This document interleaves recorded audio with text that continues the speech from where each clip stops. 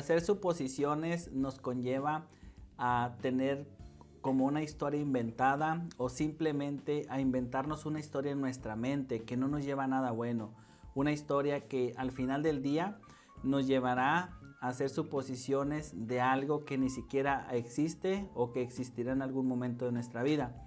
Y eso pues prácticamente nos lleva a tener resentimiento o en algunas otras ocasiones nos lleva a que nosotros dudemos de los demás, de nuestro entorno o de las personas que apenas inclusive estamos conociendo. Bueno, te quiero compartir una pequeña anécdota, ¿verdad? En una ocasión, mi abuelo, ¿verdad? Dice que él le habían robado lo que es una herramienta. Y en aquel entonces cuando él pensaba, ¿okay? O se hizo esa historia de que supuestamente le habían robado su herramienta, pues él se afiguraba que un ladrón había venido en la noche a robarle su herramienta. Por consecuencia, él decidió que se iba a estar cuidando a ese ladrón todas las noches hasta que llegara a agarrarlo, ¿verdad? Porque pues él no quería que alguien más o que le siguieran robando su herramienta. Y bueno, ¿qué pasa? Que pasó, ¿verdad? Una noche y el ladrón no llegaba, pasó una segunda noche, el ladrón no llegaba y así pasaron los días. ¿Qué pasa? Que después de que pasaron algunos días se da cuenta que la herramienta que tanto él había imaginado que le habían robado, pues la encontró en otro sitio. Y bueno, simplemente por haberse inventado esa historia, al final del día resultó que era algo falso, porque él había supuesto que alguien le había robado su herramienta. ¿Qué te quiero decir con esto? Que simplemente mi abuelo supuso que un ladrón le estaba robando, pero al final del día era una suposición que le estaba haciendo. Es una anécdota o algo que te puedo compartir.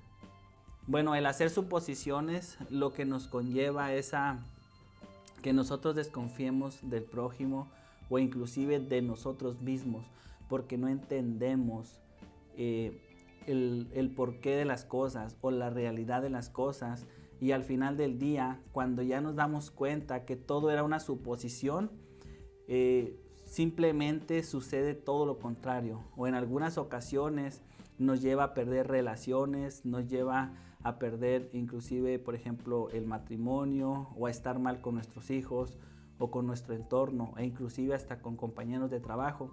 ¿Por qué? Porque simplemente estamos suponiendo algo que ni siquiera ha pasado o que ni siquiera va a pasar. Y eso pues simplemente es mejor abordarlo y preguntar en vez de hacer suposiciones. No me gusta hacer ejemplos relacionados a la religión o la política, pero quiero empezar una suposición un poco exagerada para poner en perspectiva este acuerdo.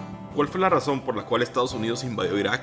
Todos sabemos cuál fue la razón, pero la razón oficial que dio el presidente Bush fue que el gobierno de Saddam Hussein tenía armas de destrucción masiva.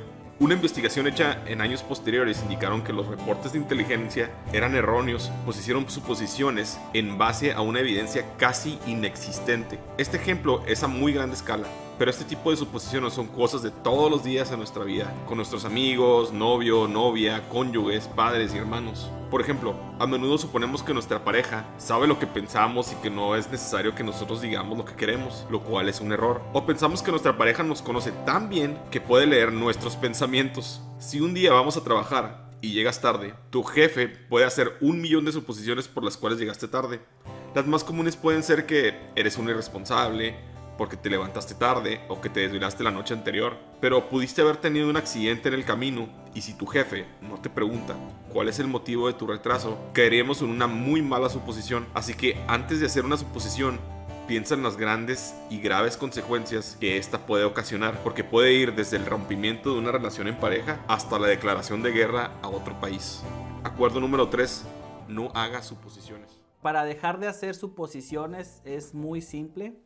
Lo único que tenemos que hacer es mejor preguntar a las personas o al entorno.